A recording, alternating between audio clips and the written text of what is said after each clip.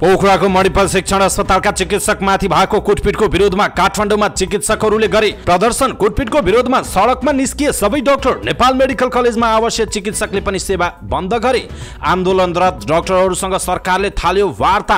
यीको समर्थनमा फुटपाथ व्यवसायीको प्रदर्शन। अभियन्ता यीलाई भेटेपछि काठमाडौँकी उपमेयर सुनिता डङ्गोलले भनिन्, उपमेयरको कार्यकारी भूमिका छैन, संवेदनशील भएर समन्वय गर्छु। उपमेयर डङ्गोलले यीलाई भेटेपछि ओलीको टिप्पणी, वार्ताबाट समाधान खोज्ने संकेत। काठमाडौँबाट गरिबी लखेट्ने हो, गरिब लखेट्ने होइन भन्दै नेकपा एमालेका अध्यक्ष केपी शर्मा ओलीको टिप्पणी। काठमाडौँ महानगरपालिका र अभियन्ता यीको टोलीबीच वार्ता सुरु। यीसँगै उभिएर राप्रपा नेपालका अध्यक्ष कमल थापाले भने, मलाई बालेन मनपर्छ, मलाई यी मनपर्छ। प्रचण्ड र सीपीसी पोलिट ब्युरो सदस्य युआन जिया जुनबीच भेटवार्ता। स्वच्छ खानेपानी सबै जनताको पहुँचमा पुर्याउनु पर्ने श्रम रोजगार तथा सामाजिक सुरक्षा मन्त्री शरद सिंह भण्डारीको भनाई। दशैं तिहारमा हुने कालो बजारी रोक्न निरन्तर बजार अनुगमन हुने उद्योग मन्त्री रमेश रिजालको टिप्पणी। मूर्तिकार कुमालेका अद्वितीय कलाको संरक्षण र सम्वर्धन गर्न सक्नुपर्ने उपराष्ट्रपति रामसहाय प्रसाद यादवको भनाई। राष्ट्रिय स्वतन्त्र पार्टीले बोलायो केन्द्रीय समिति र संसदीय समितिको संयुक्त बैठक। ध्यान गर्न भन्दै माधव नेपाल लुम्बिनी पुगे। उपाध्यक्ष डाक्टर ल्यार्क्या लामाले गरे स्वागत र ब्रिफिङ। संसद र सांसदकै क्षमता कमजोर रहेको जनमोर्चाका अध्यक्ष चित्रबहादुर केसीको स्वीकारोक्ति। जनतासँग के भन्दै मुख देखाउन जाने हो भन्दै सोधे प्रश्न। बेरोजु विरुद्ध अदालतमा मुद्दा लैजान पूर्व प्रशासकको सुझाव। पाठीभरा पुग्ने तीर्थयात्रीको गणना अब सीसी क्यामेराबाट गरिने। टोखाको एक पानी उद्योगलाई वाणिज्य विभागले 2 लाख रुपैयाँ जरिवाना तिरायो। काठमाडौँबाट सुर्खेत जाँदै गरेको बस दाङमा दुर्घटना।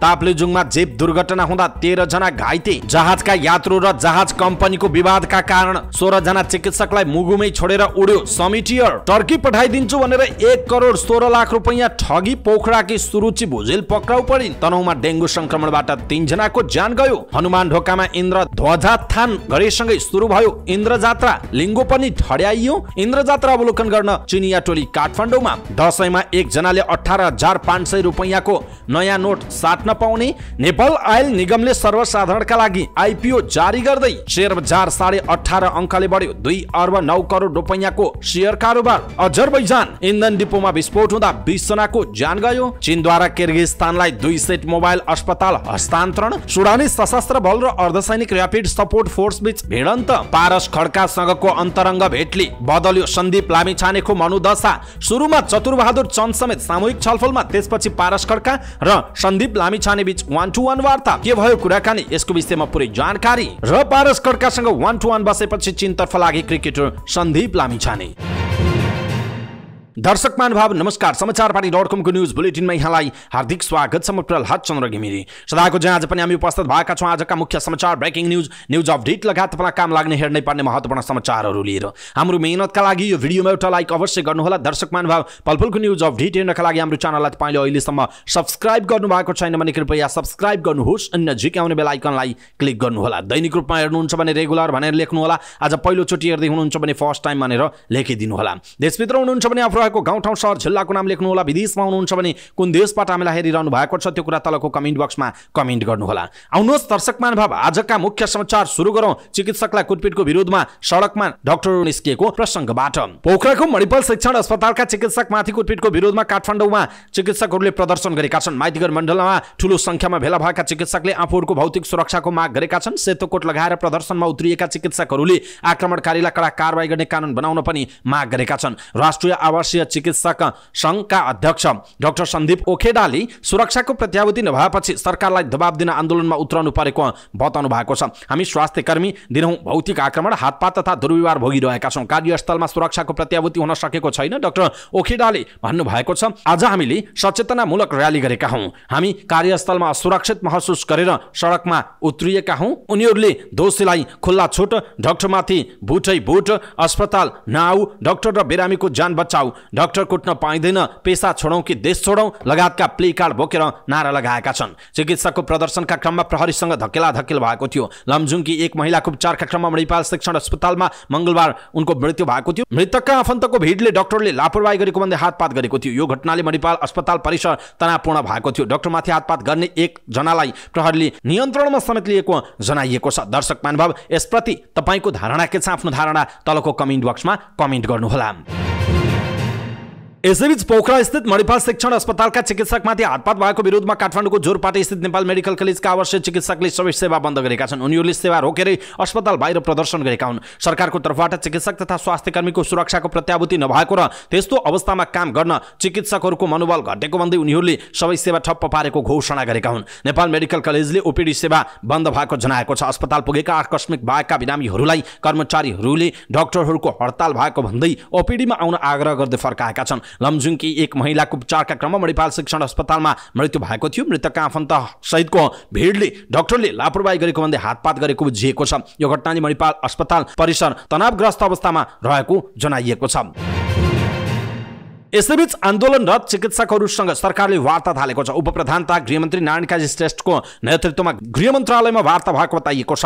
वार्तामा स्वास्थ्य मन्त्रालयका अधिकारी समेत सहभागी रहेका छन्। त्यस्तै स्वास्थ्यकर्मी ट्रेड युनियन, मेडिकल काउन्सिल, चिकित्सक सङ्घ लगायतका प्रतिनिधि उपस्थित छन्। स्वास्थ्यकर्मीमाथि श्रृङ्खलाबद्ध आक्रमण हुन थालेपछि सुरक्षाको माग गर्दै डाक्टरहरू सडकमा उत्रिएका हुन्। माथिघरमा भेला भएर स्वास्थ्यकर्मीहरूले स्वास्थ्यकर्मी तथा स्वास्थ्य संस्थाको सुरक्षा सम्बन्धी पहिलो संशोधन ऐन 2079 अविलम्ब कार्यान्वयनको माग राखेका थिए। डाक्टरले आन्दोलन थालेपछि सरकारले समाधानको खोजीका लागि वार्ता थालेको जनाइएको छ। फुटपाथ व्यवसायीले अभियन्ता यीको समर्थनमा राष्ट्रिय सभागृह अगाडि प्रदर्शन गरेका छन्। सयौंको संख्यामा भेला भएका फुटपाथ व्यवसायीहरूले यीको समर्थनमा मंगलबार प्रदर्शन गरेका हुन्। फुटपाथ व्यवसायीमाथि महानगरपालिकाले क्रूरतापूर्वक व्यवहार गरेको, सडकका किनारामा व्यवसाय गर्ने साना व्यवसायलाई लखेटेको लगायतको विरोधमा अभियन्ता यी 8 दिनदेखि राष्ट्रिय सभागृह अगाडि उभिरहेको जनाइएको छ। प्रदर्शनमा सहभागी फुटपाथ व्यवसायीहरूले महानगरको विरोधमा नाराबाजी गरिरहेको उल्लेख गरिएको छ। गरिब मारा काठमाडौँ महानगरपालिका, हामीलाई सास फेर्न पनि ठाउँ नदिएर के पाउँछौ, गरिब होइन गरिबी हटाऊ लगायतका नारा लेखिएका प्लेकार्ड बोकेर उनीहरूले प्रदर्शन गरेको जनाइएको छ।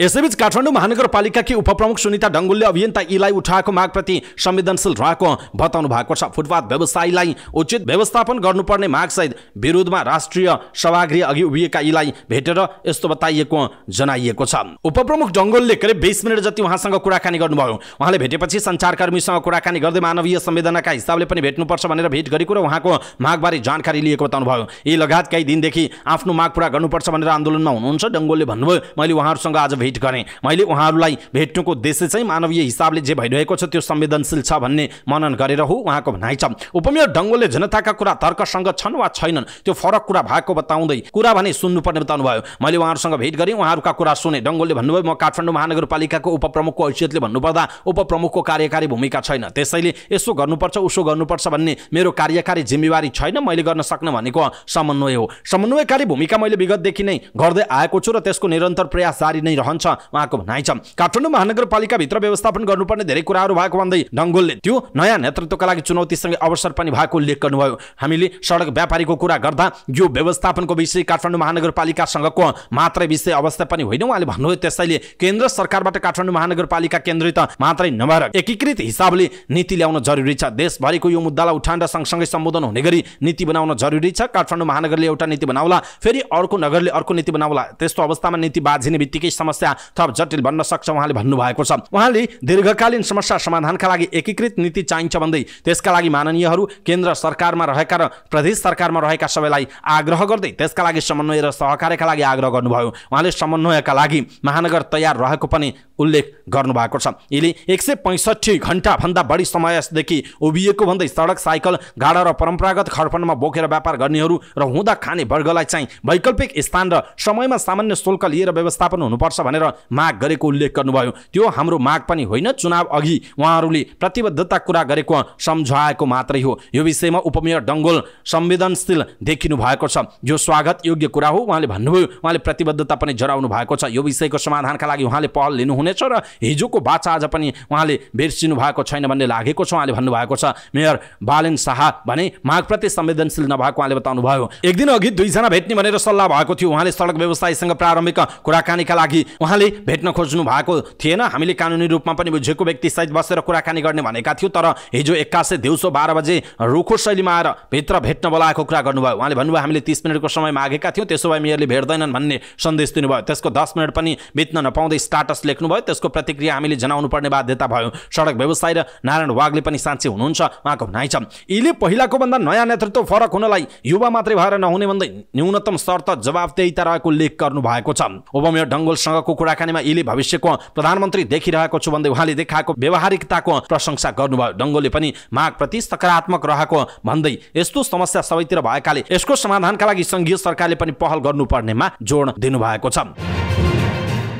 काठमाडौँ महानगरपालिकाका मेयर सुनिता डङ्गोलले अभियन्ता ईशान श्रेष्ठ यीलाई भेटे लगत्तै एमाले अध्यक्ष एवं पूर्व प्रधानमन्त्री केपी शर्मा ओलीले वार्ताबाट समाधान खोज्ने संकेत हुन सक्ने बताउनु भएको छ। सडक व्यवसायीहरूको वैकल्पिक व्यवस्थापनको मागसहित काठमाडौँ महानगर मेयर कार्यालय अगाडि उभिएर प्रदर्शन गरिरहेका यीलाई भेट्न डङ्गोल बिहान पुग्नु भएको थियो। ओलीले सामाजिक सञ्जालमा स्ट्याटस लेख्दै फुटपाथ सडक व्यापार हाम्रो परम्परागत नेवार व्यापार संस्कृतिको अंश पनि हो भनेर भन्नुभएको छ। ओलीले लेख्नु भएको छ, हामीले महानगरबाट गरिबी लखिनुपर्छ, गरिब होइन। उहाँले उपमेयरले भेटेको प्रसङ्ग कोट्याउँदै दुवैजना युवा भएकाले छलफल गर्न र समाधान निकाल्न सुझाव दिनुभयो। साथै समाधानको उपाय के हुन सक्छ भनेर सुझाव पनि उहाँले माग्नु भएको छ। दर्शक महानुभाव, यसप्रति तपाईको धारणा के छ? आफ्नो धारणा तलको कमेन्ट बक्समा कमेन्ट गर्नुहोला। खास गरी काठमाडौँ भनेको सडकमा व्यापार गर्ने एउटा नेवारी संस्कृति पनि हो र काठमाडौँबाट गरिबीलाई लखेट्ने हो, गरिबलाई होइन भनेर केपी ओलीले जुन खालको कुरा गर्नु भएको छ यसप्रति तपाईको कुरा के छ? आफ्नो कुरा तलको कमेन्ट बक्समा कमेन्ट गर्नुहोला।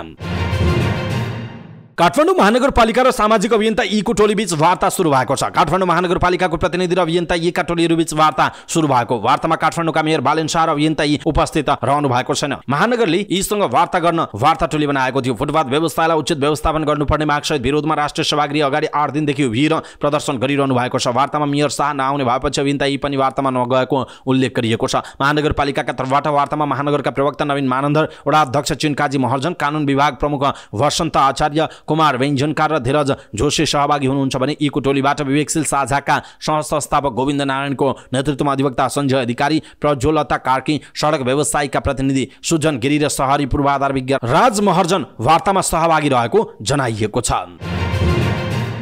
यसैबीच जवाबदेहिताको माग गरेर 8 दिनदेखि लगातार उभिरहेका सामाजिक अभियन्ता यीको काममा राप्रपा नेपालका अध्यक्ष कमल थापाले ऐक्यबद्धता जनाउनु भएको छ। थापा राष्ट्रिय सभागृहको गेटमा उभिएका यी भएको स्थानमा पुगेर सँगै उभिनु भयो। केही बेर थापा सहितको टिम राष्ट्रिय सभागृह बाहिर उभिएरै बसेको थियो। उहाँले भन्नुभएको छ, मलाई बालेन मनपर्छ, मलाई यी मनपर्छ, यसले उठाएका मुद्दा जायज छन्। सडक फुटपाथमा जथाभावी पसल थाप्न मिल्दैन, तर राज्यले उनीहरूको व्यवस्थाको निम्ति उचित स्थान दिनुपर्छ, यो राज्यको कर्तव्य हो। यो काममा महानगरपालिकाले सहजीकरण गर्नुपर्छ भन्ने प्ले कार्ड छातीमा उहाँले टाँस्नु भएको थियो। थापासँगै राप्रपा नेपालका महामन्त्री राजाराम बर्तौला, सहायक महामन्त्री ट्रेड युनियन महासंघ नेपाल टुकोनका अध्यक्ष हिक्मत जङ भण्डारी, किसान संगठनका महासचिव जनक फडेरा लगायत उपस्थित रहनु भएको थियो।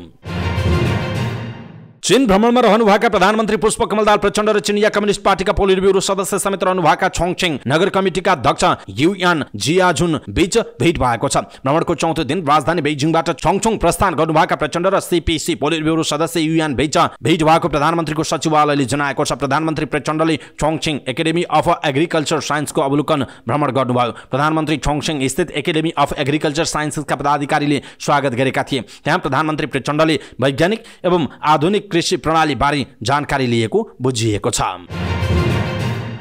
श्रम रोजगार तथा सामाजिक सुरक्षा मन्त्री शरद सिंह भण्डारीले स्वच्छ खानेपानी सबै जनताको पहुँचमा पुर्याउनु पर्ने राज्यको दायित्व भएको बताउनुभयो। खानेपानी सरसफाई तथा स्वच्छता संयुक्त क्षेत्रगत समीक्षा राष्ट्रिय सम्मेलन कार्यक्रमलाई सम्बोधन गर्दै उहाँले यस्तो बताउनु भएको हो। उहाँले स्वच्छ खानेपानी तथा सरसफाई हासिल गर्ने यात्रामा चुनौती र अवसरहरू खोजी गर्दै प्रगति र समतामूलक विकासतर्फ डोर्याउन आवश्यक रहेको बताउनुभयो। उहाँले नेपालमा वास क्षेत्रको भविष्यलाई आकार दिन आवश्यक रहेको बताउनु भएको छ। मन्त्री भण्डारीले सरकारले बनाउने योजना जनसङ्ख्याको आधारमा हुनुपर्ने बताउनु भएको छ। मन्त्री भण्डारीले शहरी विकास र खानेपानीको अनुन्यासित सम्बन्ध रहेको बताउँदै दुवै क्षेत्रलाई व्यवस्थित बनाउँदै लैजानुपर्ने पनि बताउनुभयो। उद्योग वाणिज्य तथा आपूर्ति मन्त्री रमेश रिजालले दशैं र तिहारमा बजारमा हुने कृत्रिम अभाव र कालोबजारी रोक्न निरन्तर बजार अनुगमन गर्ने बताउनु भएको छ। नेपाल एलपी ग्यास उद्योग संघको 28औं वार्षिक साधारण सभालाई सम्बोधन गर्दै उहाँले यस्तो बताउनु भएको हो। उहाँले सरकारको तर्फबाट यस अवस्थामा ग्यास आपूर्तिको श्रृङ्खलालाई टुट्न नदिने र निरन्तर बजार अनुगमन गर्ने बताउनु भयो। उहाँले 2045 सम्म शून्य कार्बन उत्सर्जनको लक्ष्य हासिल गर्न खनिज ऊर्जालाई स्वच्छ एवं नवीकरणीय ऊर्जाले विस्थापित गर्ने नीति लिएको पनि उल्लेख गर्नुभयो। उहाँले जीवाश्म इन्धनको प्रयोगलाई विस्तारै उत्पादनलाई घटाउँदै जानुपर्ने अवस्था आइसकेको पनि बताउनु भएको छ। उहाँले तत्कालै देशभित्र नवीकरणीय र हरित ऊर्जाको पर्याप्त मात्रामा उत्पादन भई नसकेको वर्तमान अवस्थामा एलपी ग्यास लगायत अन्य पेट्रोलियम इन्धनको आयातलाई तत्काल निषेध वा निरुत्साहित गर्न नसकिने पनि बताउनु भएको छ। मन्त्री रिजालले उद्योगीहरूले व्यावसायिक निष्ठा कायम राख्दै ग्यास उद्योग मर्यादित, व्यवस्थित र सुरक्षित उद्योगको रूपमा विकास गर्न आग्रह गर्नुभयो। उहाँले सबै ग्यास उद्योगले आम जनताको जीवधनको सुरक्षालाई प्राथमिकतामा राखेर मात्रै आफ्ना उत्पादन बजारमा ल्याउन आग्रह गर्नुभयो। उहाँले सरकारले तोकेको सबै खाले मापदण्ड पूरा गर्न पनि आग्रह गर्नुभएको छ। उपराष्ट्रपति रामसहाय प्रसाद यादवले मूर्तिकार कालु कोमालेका अद्वितीय कलाको संरक्षण र प्रवर्धन गर्न सक्नुपर्ने बताउनु भएको छ। ललितपुरमा आयोजित एक कार्यक्रमका बीच मूर्तिकार कोमालेको देउता बनाउने मान्छे नामक पुस्तक सार्वजनिक गर्दै उहाँले सो कुरा बताउनु भएको हो। उपराष्ट्रपति यादवले मूर्तिकार कोमाले जस्तो महत्त्वपूर्ण स्रष्टा, सृजनाकार, कलाकार र व्यक्तित्वलाई सबैले सम्मान गर्नुपर्ने समेत बताउनु भयो। उहाँद्वारा सृजित मूर्तिहरू मठ, मन्दिर, बिहार, गुम्बाहरूमा पुँजिँदै आएको र विश्वको प्रख्यात भिक्टोरिया एन्ड वर्ल्ड म्युजियम सहित विभिन्न मुलुकमा पुगिसकेको उल्लेख गर्दै उहाँले यो मुलुक र कला क्षेत्रका लागि एउटा गौरवको विषय भएको पनि बताउनु भयो। उपराष्ट्रपति यादवले मूर्ति बनाएर देश विदेशमा समेत लोकप्रिय हुनुभएका मूर्तिकार कोमाले अन्य कलाकारहरूका लागि पनि प्रेरणा र उत्प्रेरित गर्ने व्यक्तिको रूपमा स्थापित हुनु भएको पनि स्पष्ट पार्नुभयो। उहाँले मूर्तिकार कोमालेले मूर्ति बनाएर पनि जीवनयापन गर्न सकिन्छ भन्ने दृष्टान्त पेश गरेको भन्दै खुसी पनि व्यक्त गर्नुभएको छ। उपराष्ट्रपति यादवले कोमालेले मूर्ति कलाको माध्यमबाट गरिब किसान परिवारमा जन्मिएर पनि धैर्य र लगनशील भए सफलताको शिखर चुम्न सकिन्छ भन्ने उदाहरण पेश गर्नुभएको पनि उल्लेख गर्नुभएको छ। राष्ट्रिय स्वतन्त्र पार्टी रासपाले केन्द्रीय समिति र संसदीय समितिको संयुक्त बैठक आह्वान गरेको छ। बैठक बुधबार अपराह्न 4 बजे पार्टीको केन्द्रीय कार्यालयमा बोलाइएको जनाइएको छ। महामन्त्री मुकुल ढकालले संविधान दिवसको दिन राष्ट्रपतिबाट दिइएको जेल सजाय छुट र जिल्लामा परिचालित नेताहरूको रिपोर्टबारे छलफल हुने बताउनु भएको छ। राष्ट्रिय स्वतन्त्र पार्टीले राष्ट्रपति रामचन्द्र पौडेलले मन्त्री परिषदको सिफारिसमा 670 जनाको बाँकी जेल सजाय छुट दिने निर्णय गर्नुभएको थियो। सो निर्णयबाट जन्मकैदको सजाय पाएका नेपालगञ्जका गुण्डा नायके रिगल भनिने योगराज ढक्का लगायतले उन्मुक्ति पाएको बुझिएको छ। त्यसैगरी जनताको आवाज सुन्न भन्दै 19 जिल्लामा खटिएका नेताहरूको ब्रिफिङ बारे पनि छलफल हुनेछ। रासोपाले असोज 3 गतेदेखि 7 असोजसम्म 19 नेतालाई 19 जिल्लामा खटाएको थियो। रासोपा सभापति रवि लामिछाने रोल्पामा खटिनु भएको थियो। नेकपा एकीकृत समाजवादीका अध्यक्ष माधव कुमार नेपालले गौतम बुद्ध जन्मस्थल लुम्बिनीको अवलोकन भ्रमण गर्नुभएको छ। पूर्व प्रधानमन्त्री नेपाललाई संविधान सभा सदस्य तथा लुम्बिनी विकास कोषका उपाध्यक्ष प्रथम यल्मो खेन्पो छिमिक छिरिङ, डाक्टर ल्यार्क्या लामा सदस्य सचिव सानु राजा साक्य, कोषाध्यक्ष सिद्धिचरण भट्टराई, प्रशासकीय अधिकृत ज्ञानिन राई लगायतले स्वागत गर्नुभएको थियो। नेपालले लुम्बिनी स्थित मायादेवी मन्दिरको दर्शन गर्दै पूजा गर्नुका साथै मायादेवी मन्दिरसँगै अशोक स्तम्भ, पुष्करणी पोखरी, शान्ति द्वीपको समेत भ्रमण गर्नुभयो। पूर्व प्रधानमन्त्रीलाई लुम्बिनीको गुरु योजना कोषका पछिल्ला गतिविधिका बारेमा जानकारी गराइएको थियो। लुम्बिनीलाई बृहत क्षेत्रको हिसाबले विकास गरी विश्वकै पर्यटकीय केन्द्र बनाएर लुम्बिनीको विकास गर्न पहल गर्न उपाध्यक्ष डाक्टर लामालाई शुभकामना समेत व्यक्त गरेको जनाइएको छ। लुम्बिनी विश्वमा नेपाललाई चिनाउने सम्पदा मध्ये अग्रणी सम्पदा भएको उल्लेख गर्दै उहाँले लुम्बिनी लगायत बुद्धसँग सम्बन्धित पुरातात्विक क्षेत्रलाई समेटेर बृहत्तर लुम्बिनीका रूपमा विकासमा सहयोग गर्ने प्रतिबद्धता समेत व्यक्त गर्नुभएको छ। नेपाली राजनीतिक क्षेत्रमा सम्मान भावले हेरिने राजनीतिज्ञ जिद्रबहादुर केसी भन्नुहुन्छ, चुनाव जितेर आएको 1 वर्ष भयो, एउटा पनि ऐन निर्माण गर्न सकिएन। मतदाता समक्ष कसरी मुख देखाउने भन्ने अहिले ठूलो प्रश्न छ। राष्ट्रिय जनमोर्चाका अध्यक्ष जिद्रबहादुर केसीले भन्नुभएको छ, जनता समक्ष के भन्ने, कसरी मुख देखाउन जाने, एउटै पनि काम गर्न सकेनौँ भन्ने कि लुकेर यतै बस्ने भन्ने अवस्था छ। यसमा संसदको क्षमता नभएको होइन, सांसदकै कमजोर प्रवृत्ति छ उहाँले भन्नुभएको छ। विक्रमसम्म 2014 मा नेपाल कम्युनिस्ट पार्टीको सदस्यता ग्रहण गरी 2021 मा बागलुङमा संगठन बनाएर राजनीतिक क्षेत्रमा प्रवेश गर्नुभएका केसी 2031 मा नेकपाको चौथो महाधिवेशनबाट केन्द्रीय सदस्य बन्नुभएको थियो। विक्रमसम्म 2028 मा राजनीतिक प्रशिक्षणका क्रममा गिरफ्तारीमा परि 9 महिना कारागार जीवन बिताउनुभएका उहाँ लामो समय शिक्षण पेशामा संलग्न हुनुभयो। 2040 सालमा नेकपा मसालका महामन्त्री, 5औं महाधिवेशनमा पोलिट ब्युरो सदस्य, 2056, 64, 70 र 79 मा बागलुङ निर्वाचन क्षेत्र नम्बर 2 बाट प्रतिनिधि सभा निर्वाचित केसीले विक्रमसम्म 2072 कार्तिकदेखि 2073 साउनसम्म उप प्रधानमन्त्रीको जिम्मेवारी समेत सम्हाल्ने अवसर प्राप्त गर्नुभयो। राष्ट्रिय जनमोर्चा विक्रमसम्म 2052 मा गठन भएपछि निरन्तर अध्यक्ष रहनुभएका केसीको संसदमा एक दशक 2056 देखि 2067 कृति प्रकाशित छ। नेता केसीले सदन होस् वा संसदीय समितिमा बोल्ने दिन सांसदहरूका लागि विशेष प्रतीक्षाको घडी बन्छ र सञ्चारकर्मी पनि उहाँलाई पर्खेर बस्ने गर्छन्। ठेट नेपाली भाषामा उखान टुक्का सहितको उहाँको वाक कला पछिसम्म चर्चामा रहन्छ। सांसदको मुख्य जिम्मेवारी नीति र विधि निर्माण अर्थात् नियम कानुन बनाउने तथा बनेका कानुनलाई समयानुकूल तुल्याउन, संशोधन र परिमार्जन गर्ने रहेको उहाँले बताउनुभयो। उहाँले सरकार निर्माण, बजेट बाँडफाँड, छलफल र अनुमोदन मुख्य कार्यभार भए पनि मतदातामा सांसद भनेको विकास निर्माणको पनि मुख्य जिम्मेवारीमा बसेका प्राणी हुन् भन्ने जबरजस्त बुझाइरहेको प्रतिक्रिया उहाँले दिनुभएको छ। संसदमा विधेयक, नियमावली, ऐन कानुन र नियमका काममा व्यस्त रहनुभन्दा विकास चाहियो भने मन्त्रालय, मन्त्री र कर्मचारीका कोठा चोटा चाहर्ने प्रवृत्ति गलत रहेको बताउँदै पूर्व सहकारी तथा गरिबी निवारण मन्त्री केसीले निर्वाचनमा उम्मेद्वार मत माग्न जाँदा तिनसँग धारा, बाटो, विद्यालय, कुलो र तटबन्धनको माग गर्ने मतदाताको स्तरले पनि मुख्य जिम्मेवारी र कर्तव्यलाई ओझेलमा पारेको धारणा उहाँले व्यक्त गर्नुभयो। बारीमा गएको पहिरो रोक्न आवश्यक जाली लिन वडा पालिका र प्रदेशलाई छलेर केन्द्रीय सांसदसँग माग गर्ने प्रवृत्ति कायम नै रहेको जनाउँदै उहाँले भन्नुभयो, एकजना मतदाताले बारीमा गएको पहिरो रोक्न जाली पठाइदिनु पर्यो भनी मसँगै माग गरेको अवस्था छ। कार्यक्षेत्र र जिम्मेवारीबारे बुझाउन नसक्नु हाम्रो पनि कमजोरी छ उहाँले भन्नुभएको छ। चुनावका बेला जे भने पनि दिन्छु भनेर प्रतिबद्धता गरेपछि उनीहरूले माग गर्नु स्वाभाविक भएको भन्दै उहाँले भन्नुभयो, जैसा गुरु उहिसा चेला भने जस्तै छ। विधि र विधान बनाउनेको स्तर माथि उठेको भई मतदाताले पनि त्यही सिक्ने र बुझ्ने थिए भन्दै अध्यक्ष केसीले मत माग्ने बेलामा नसक्ने, नपुग्ने, नहुने आश्वासन बाँड्ने विषय ठिक नभएको प्रतिक्रिया पनि दिनुभएको छ। दर्शक महानुभाव, यसप्रति तपाईँको धारणा के छ? आफ्नो धारणा तलको कमेन्ट बक्समा कमेन्ट गर्नुहोला।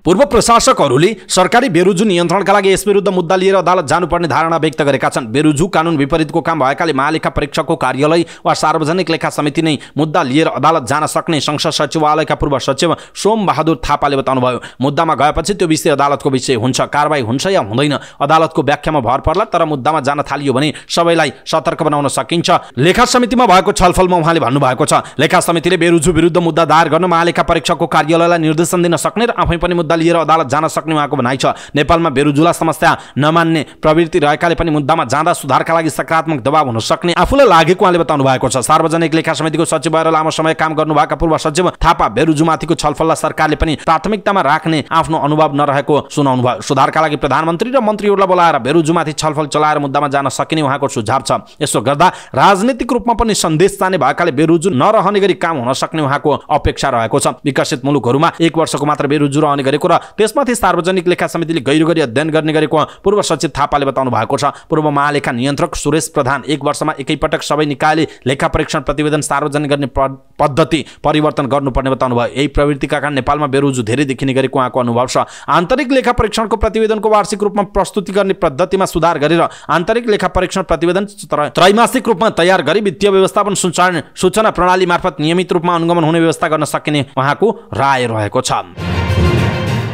ताप्लेजुङमा अवस्थित प्रसिद्ध धार्मिक स्थल पाथिभरा मन्दिरमा दर्शन गर्न जाने दर्शनार्थीको गणना अबदेखि सीसी क्यामेराबाट हुने भएको छ। त्यसका लागि यस स्थित ठुलो फेदीमा हेड काउन्टिङ सीसी क्यामेरा जडान गरिएको छ। पाथिभरा क्षेत्र विकास समितिका कार्यकारी निर्देशक मनमणि काफ्लेले पाथिभरा मन्दिर परिसर र पाथिभरा दर्शनका लागि तीर्थयात्री वासस्थानको मुख्य आधार क्षेत्र माथिल्लो फेदीमा सीसी क्यामेरा जडान गरिएको उहाँले बताउनु भयो। उहाँले भन्नुभयो, नियमित मोनिटरिङ फेदी स्थित प्रहरी चौकीबाट हुनेछ। फेदीबाट फाइबर केबल तानेर पाथिभरा मन्दिर परिसरसम्म पुर्याइएको छ। फेदीमा फेस डिटेक्टिङ तथा हेड काउन्टिङ क्यामेरा समेत जडान गरिएको छ। प्रविधिलाई प्राकृतिक प्रकोपबाट जोगाउने हर सम्भव उपायका उपकरणहरू प्रयोग गरेर प्रयास गरिएको छ। पाथिभरामा गरिएको यो पहिलो प्रयास भएको समितिले जनाएको छ। समितिले तीर्थयात्रुको सुविधाका लागि आगामी शनिबारदेखि सुरु हुने पाथिभरा मन्दिर परिसरमा 4वटा सीसी क्यामेरा जडान गरेको समिति अध्यक्ष रक्की थेवेले बताउनु भएको छ। उहाँका अनुसार मन्दिर प्रवेशद्वार ट्रस्टमा 1 मन्दिरभित्र वायाँ ढोकातर्फ देखिने 1 मन्दिरभित्र देखिने गरी 1 मन्दिरभित्र माताको शिर देखिने गरी 1 क्यामेरा जडान भएको छ। त्यस्तै ठुलो फेदीमा कान्छी थान मन्दिर देखिने गरी 1 सीसी क्यामेरा जडान गरिएको जनाइएको छ। ठुलो फेदी नजिकै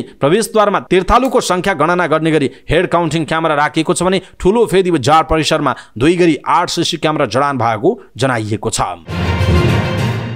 वाणिज्य विभागले टोखाको एक पानी उद्योगलाई 2 लाख रुपैयाँ जरिवाना गरेको छ। बजार अनुगमनका क्रममा उद्योगमा कैफियत देखिएपछि जरिवाना गरिएको विभागले जनाएको छ। नियमित बजार अनुगमनका क्रममा अनुगमन टोलीले फ्याक्ट्रीमा कैफियत फेला पारेको विभागका प्रवक्ता पोखरेलले जानकारी दिनुभयो, तर सो कैफियत के हो उहाँले खुलाउनु भएन। विभागले उक्त फर्मलाई कारबाही गरेको हो। फर्मको कारबाही विवरणमा रिलेबलिङ वा गुणस्तर हेरफेर गरेको परिमाण र मूल्यमा ढाँटेको भनिएको छ। त्यस्तै विभागले 6वटा पानी उद्योगसँग कागजात माग गरेको जनाइएको छ। सोमबार विभागको अनुगमन टोलीले 34वटा फरक क्षेत्रमा बजार अनुगमन गरेको थियो। नेपाल बोतल बन्द पिउने पानी उद्योग संघले भने कारोबार पारदर्शी नभएको भन्दै पानी उद्योगमाथि कारबाही गरिएको जनाएको छ। संघका अध्यक्ष ध्रुव गौतमका अनुसार कारोबार रकम 1 करोड नागेको तर प्यानमै कारोबार गरिरहेको पाइएपछि कारबाही गरिएको जनाइएको छ।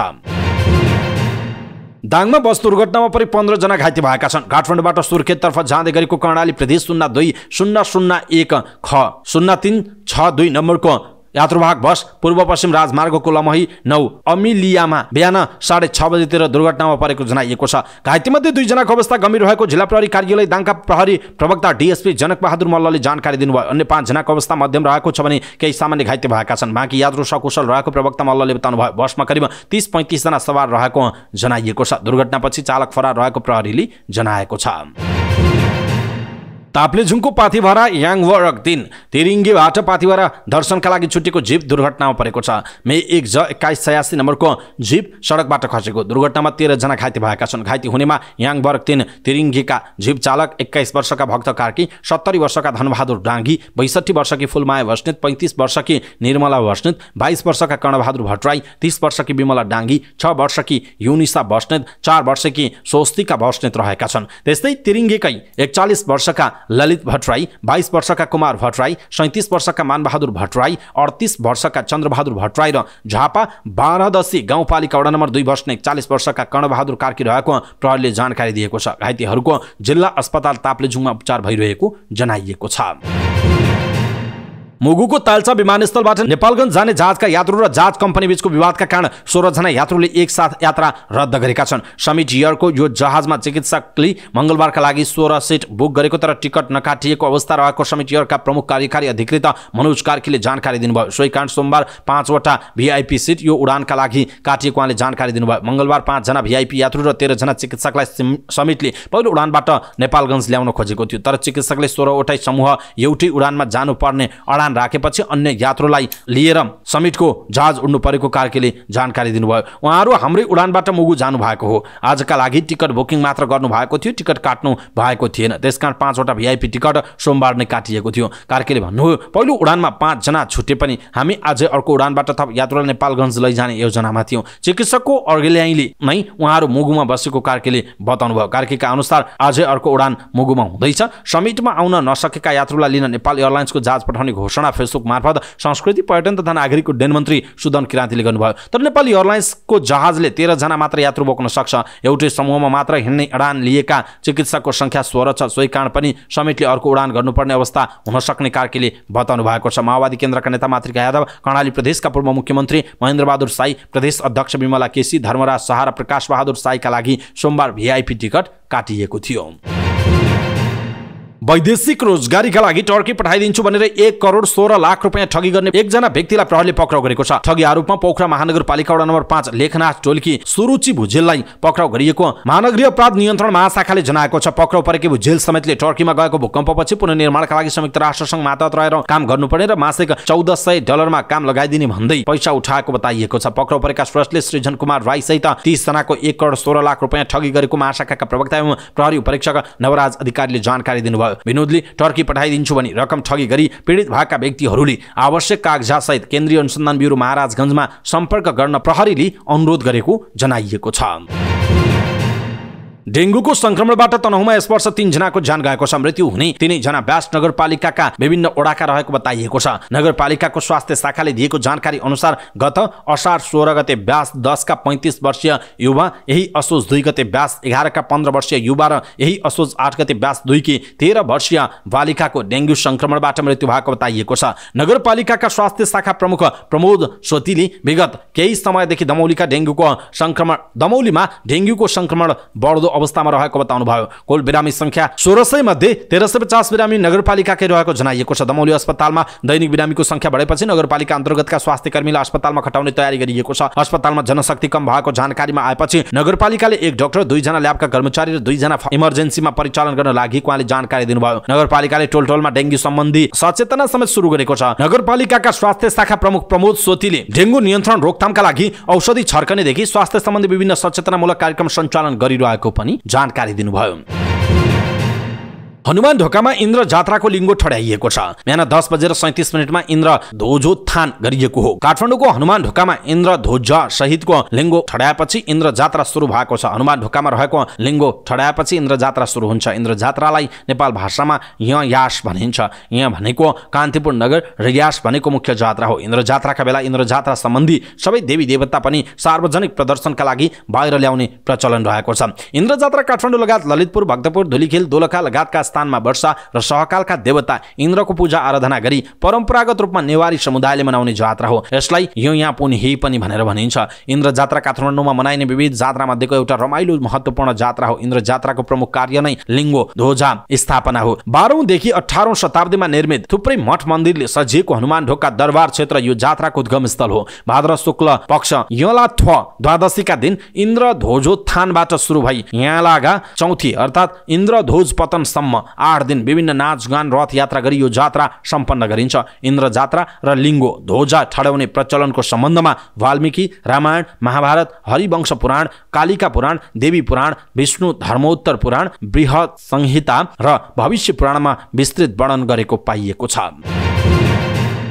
काठमाडौँको इन्द्र जात्रा अवलोकन गर्न चीनको नानजिङ नगरका उपप्रमुख टी ताइजुन नेतृत्वको प्रतिनिधि मण्डल काठमाडौँ आइपुगेको छ। जिनिया टोली सोमबार बेलुकै काठमाडौँ आइपुगेको हो। टोलीमा उपप्रमुख ताइजुन सहित नानजिङ स्कुल अफ एडमिनिस्ट्रेसनका कार्यकारी उपाध्यक्ष मेङ्गो फान्यु, अन्तर्राष्ट्रिय मामिलाका उपमहानिर्देशक ज्याङ विन, पर्यावरण र वातावरण ब्युरोका उपमहानिर्देशक याङ लिम्फू, सचिवालयका उपप्रमुख वाङ रुई काठमाडौँ आएको जनाइएको छ। उनीहरूलाई त्रिभुवन अन्तर्राष्ट्रिय विमानस्थलको विशिष्ट कक्षमा महानगरपालिकाका निर्देशक महेश काफले र अन्तर्राष्ट्रिय सम्बन्ध सचिवालयका प्रमुख यम बसेलले स्वागत गर्नुभयो। चीनको नानजिङका साथै छेन्दु र झान्झाओ नगरपालिका तथा सियान सिटीबाट पनि पाहुनाहरू नेपाल आउने काठमाडौँ महानगरपालिकाले जनाएको छ। उपत्यकाको चिनारीसँग जोडिएको इन्द्र जात्रा अवलोकनका लागि चीनसँग अमेरिकाको फेडरिसबर्ग सिटीबाट पनि पाहुनाहरू आउने काठमाडौँ महानगरपालिकाका प्रवक्ता नवीन मानन्दरले जानकारी दिनुभयो। जात्राको गरिमालाई अन्तर्राष्ट्रिय स्तरमा प्रवर्धन गर्ने उद्देश्यले महानगरले 2076 सालबाट भगिनी सम्बन्ध स्थापना भएका नगरपालिकाहरूबाट पाहुना बोलाउन थालेको हो। ती पाहुनाहरूलाई इन्द्र जात्रा अवलोकन हुने रोडमा पर्ने हनुमान ढोका केन्द्रित सम्पदा पदयात्रा हाँडी गाउँ स्वयम्भू र भक्तपुर दरबार क्षेत्रको समेत अवलोकन गराउने तयारी भइरहेको छ। पूर्व निर्धारित कार्यक्रम अनुसार असोज 9 गते बुधबार बिहान 10:37 जाँदा इन्द्र ध्वज सहितको लिङ्गो बसन्तपुर स्थित हनुमान ढोकामा अगाडि ठड्याइएको छ। असोज 10 गते जीवित देवी कुमारी, गणेश र भैरवको पूजा गरी रथ यात्रा गराइनेछ। त्यस्तै जात्राको अन्तिम दिन 15 गते जात्रासँगै राति 8:37 लिङ्गो ढाल्ने कार्यक्रम छ। इन्द्र जात्राको मुख्य दिन असोज 11 गते काठमाडौँ उपत्यकामा सरकारले सार्वजनिक विदा पनि दिएको छ। जात्रामा राष्ट्र प्रमुखबाट जीवित देवी कुमारी, गणेश, भैरवको दर्शन गर्ने परम्परा छ। इन्द्र जात्राको प्रचलन जयप्रकाश मल्ल राजाको पालादेखि सुरु भएको विश्वास रहेको छ। नेपाल राष्ट्र बैंकले प्रति व्यक्ति 18,500 रुपैयाँका दरले नयाँ नोट सटही सुविधा उपलब्ध गराउने भएको छ। राष्ट्र बैंकले चाडपर्व लक्षित नयाँ नोट सटहीका लागि तयारी सुरु गरेको हो। राष्ट्र बैंकले प्रत्येक वर्ष दशैं तिहारलाई लक्षित गरी नयाँ नोट सटहीको व्यवस्था गर्दै आएको छ। यस वर्ष पनि घटस्थापनादेखि नयाँ नोट सटही सुविधा उपलब्ध गराउने तयारीमा रहेको छ। अहिले राष्ट्र बैंकले कति नोट चाहिने हो भन्ने बैंकहरूसँग तथ्याङ्क माग गरेको छ। राष्ट्र बैंकले 5, 10, 20, 50 र 100 दरका एक बन्डल नोट सटहीको सुविधा उपलब्ध गराउने जनाइएको छ। बैंक तथा वित्तीय संस्थाबाट नोट साट्न सकिनेछ भने राष्ट्र बैंक र प्रादेशिक कार्यालयहरूबाट समेत नयाँ नोट साट्न पाइने जनाइएको छ। नेपाल आयल निगमका कार्यकारी निर्देशक उमेश प्रसाद थानीले नेपाल आयल निगमले सर्वसाधारणका लागि आइपिओ जारी गर्ने तयारी गरिरहेको बताउनु भएको छ।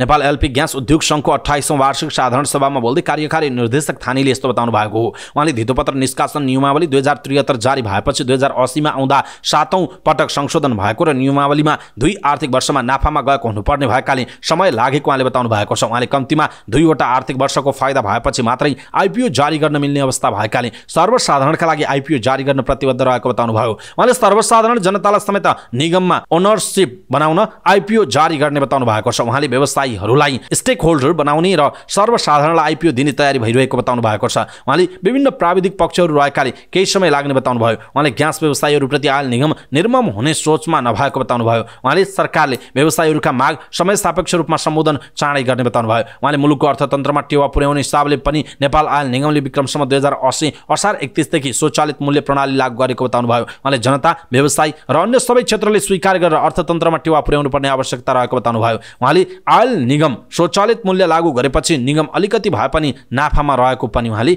बताउनु भएको छ। नेपाली एलपी ग्यास उद्योग संघका अध्यक्ष कुलप्रसाद मल्लीले डिजेल पेट्रोलको जस्तै एलपी ग्यासको पनि स्वचालित मूल्य लागू गर्न माग गर्नुभयो। उहाँले एलपी ग्यासको मूल्य अचानक बढ्दा व्यवसायीहरूलाई समस्या भइरहेको बताउनुभयो। उहाँले व्यवसायमा लागत अनुसारको मुनाफा आवश्यक हुने भन्दै आयात गर्ने र निर्यात गर्ने मूल्य सरकारको नियन्त्रणमा हुँदा एलपी ग्यास उद्योगले विभिन्न समस्या भोग्नु परेको बताउनुभयो। उहाँले ग्यास उद्योगीहरूको नाफा 10 वर्ष अगाडिको 32 रुपियाँ अहिलेसम्म पनि कायम रहेको बताउनुभयो। निगमले पेट्रोलको जस्तै एलपी ग्यासको पनि स्वचालित मूल्य लागू नगरी ग्यास उद्योगीहरूलाई पाखा लगाएको आरोप पनि लगाउनु भएको छ।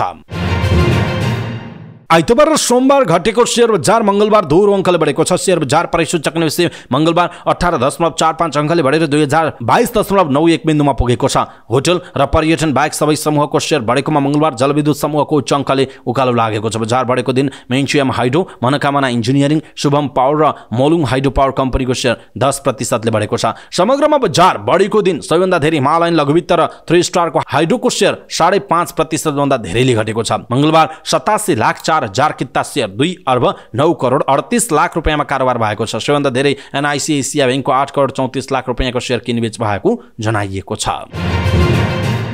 अजरबैजानको नागोर्नो काराबाखमा रहेको एक इन्धन डिपोमा विस्फोट हुँदा 20 जनाको ज्यान गएको छ। डिपोमा विस्फोट हुँदा 300 जना भन्दा धेरै घाइते भएको अर्मेनियाली अधिकारीलाई उद्धृत गर्दै बीबीसीले जनाएको छ। 300 जना मानिसलाई अस्पताल भर्ना गरिएकोमा कयौंको अवस्था गम्भीर रहेको खबरमा उल्लेख गरिएको छ। नागोर्नो काराबाख क्षेत्रमा पर्याप्त अस्पताल नहुँदा उपचारमा समस्या भएको छ। विस्फोट के कारणले भएको हो भन्ने अझै स्पष्ट भइसकेको छैन। विवादित नागोर्नो काराबाख क्षेत्रमा 1,20,000 जना जातीय अर्मेनियालीहरूको बहुमत रहेको छ। गएको हप्ता अजरबैजानले नागोर्नो काराबाख कब्जा गरेपछि घरबार विहीन भएका धेरैजना अर्मेनिया प्रस्थान गरेका छन्। अर्मेनिया सरकारले घरबार विहीनलाई शरण दिने बताएको छ। चीनले किर्गिस्तानलाई 2 सेट मोबाइल अस्पताल हस्तान्तरण गरेको छ। हस्तान्तरण कार्यक्रममा किर्गिस्तानका राष्ट्रपति सादिर जापरोभ र चिनिया राजदूत डु देविन सहभागी हुनुहुन्थ्यो। यसले दुई देशबीचको सम्बन्ध र जनस्तरको सम्बन्ध प्रगाढ बढ्ने उहाँले बताउनुभयो। समारोहमा किर्गिस्तानका प्रधानमन्त्री अकिलबेक जापरोभ, संसदका उपसभामुख जमल्या इसाभा र आपतकालीन अवस्था मन्त्री बुबेक अजिकिभ उपस्थित रहेको जनाइएको छ। सुडानी सशस्त्र बल एसएएफ र अर्धसैनिक र्यापिड सपोर्ट फोर्स आरएसएफ बीच सेनाको जनरल कमान्डको क्षेत्रमा हिंसक झडप भएको छ। आरएसएफले सुडानको राजधानी खार्तुमको दक्षिणमा रहेको आफ्नो बेसबाट सेनाको जनरल कमान्डमा रहेको तोपखानामा आक्रमण गरेको प्रत्यक्षदर्शीहरूले बताएका छन्। मध्य खार्तुममा सेनाको जनरल कमान्डको वरपर धुवाको मुस्लो देखिएको थियो। विगत 10 दिन यता आरएसएफले पूर्वी र दक्षिणी खार्तुममा सेनाको जनरल कमान्डमा मिसाइल आक्रमण गरिरहेको छ। त्यहाँका बासिन्दालाई घरभित्रै बस्न आग्रह गरिएको छ। अप्रिल 15 यताको आक्रमणमा परि हालसम्म 3,000 बढीको मृत्यु भइसकेको जनाइएको छ भने 6,000 भन्दा बढी घाइते भएका छन्। नेपाली क्रिकेटमा सबैभन्दा ठूला 2 नाम हुन् पारस खड्का र सन्दीप लामिछाने। सन्दीप अन्तर्राष्ट्रिय ख्यातिप्राप्त क्रिकेटर हुन् भने पारस देशभित्र अत्याधिक लोकप्रिय छन्। तर यी 2 क्रिकेटरको पारस्परिक सम्बन्ध पनि उति न्यानो नरहेको चर्चा पहिलादेखि नै मिडियामा हुने गरेको थियो। उनीहरूकै केही गतिविधिले यो चर्चालाई मलझल पारेको पनि हो। 2076 सालमा सन्दीपले ट्विटर र इन्स्टामा पारसलाई अनफलो गरेपछि उनीहरूबीच सबै ठिकठाक नरहेको संकेत पहिलो पटक देखा पर्यो। टिम क्याप्टेनलाई नै अनफलो गर्दा आलोचना भोगेका सन्दीपले केही दिनपछि नै फलो व्यक्त गरे, तर गसिपहरू बन्ने क्रम रोकिएन। यता नेपाल क्रिकेट संघ क्यानसँग पनि पारसको असमझदारी चुलिँदो थियो। संघका अध्यक्ष चतुरबहादुर चन्दको कार्यशैलीसँग पारस, ज्ञानेन्द्र मल्ल लगायतका थुप्रै खेलाडी सन्तुष्ट थिएनन्। चन्द पनि पारस, ज्ञानेन्द्रसँग खुसी थिएनन्। कप्तान र व्यवस्थापनको टसलले नेपाली क्रिकेटलाई नै असर पुर्याउन थालिसकेको थियो। अन्ततः पारसले कप्तानीबाट राजीनामा दिए 2076 सालको असोजमा। त्यसको करिब 2 वर्षपछि खेलाडी जीवनबाटै सन्यासी लिए। पारसले खेल्ने उमेर बाँकी छँदै अर्ली रिटायरमेन्ट लिनुमा क्यानसँगको असमझदारीलाई मुख्य कारक तत्त्व मानिन्छ। खासगरी अध्यक्ष चन्दसँग ग्रह मिल्न नसक्दा उनले अप्रिय निर्णय लिएको बताइएको छ। तर समयको बेगले कसलाई कहाँ पुर्याउँछ केही भन्न सकिन्न। आज पारस नेपाल क्रिकेट संघ क्यानको व्यवस्थापनमा भित्रिएका छन्। उनले अध्यक्ष चन्दकै प्यानलबाट केन्द्रीय सचिवमा उम्मेदवारी दिएका थिए। हिजोको तिक्तता बिर्सेर उनीहरूले क्यानको चुनावमा सहकार्य गरेर दुवैजना सफल पनि भए। चतुर र पारस बीचको हार्दिकता अहिले उचाइमा पुगेको छ। यता सन्दीपका लागि भने चन्द पहिलादेखि नै दाइना थिए। क्यानले पारस खड्काको अवकाशपछि तत्कालीन उपकप्तान ज्ञानेन्द्र मल्ललाई कप्तानमा बढुवा गरेको थियो। तर 1 वर्षपछि नै उनलाई अनुशासन उल्लङ्घनको आरोपमा बर्खास्त गरियो र सन्दीपलाई कप्तान बनाइयो। 2078 साल मक्सिर 29 गते सन्दीपको काँधमा नेपाली क्रिकेटको नेतृत्व आयो। जतिबेला उनी 21 वर्षका थिए। राम्ररी परिपक्व भइसकेका थिएनन्। सन्दीपको क्रिकेट करियर लोभलाग्दो गरी फक्रिरहेको थियो। कम उमेरमै राष्ट्रिय टिमको नेतृत्व पाएका थिए। अन्तर्राष्ट्रिय फ्रेन्चाइजहरूमा उनी डिमान्डेड थिए। सर्वत्र वाहवाही थियो। तर 1 वर्षपछि सन्दीपको करियरमा ठूलो सेटब्याक भयो जब उनी यौनजन्य कसुरमा पक्राउ परे। एक युवतीले उनीमाथि बलात्कारको आरोपमा जारी दिएकी थिइन्। देश यता उनले भोगेका हण्ड ठक्कर यहाँ वर्णन गरिराख्नु पर्ला। उनी केही समयपछि जेल समेत बस्नु पर्यो। त्यसबेला उनी डिप्रेसनमा पुगेका थिए। सन्दीपलाई गम्भीर मुद्दा लागे पनि आम मानिसहरूको समर्थन र सहानुभूति उनीतिर रह्यो। क्रिकेट समर्थकहरू उनलाई दोषी मान्न तयार भएनन्। पब्लिकले पनि सन्दीप र युवतीको नाइट आउटलाई बलात्कार मान्न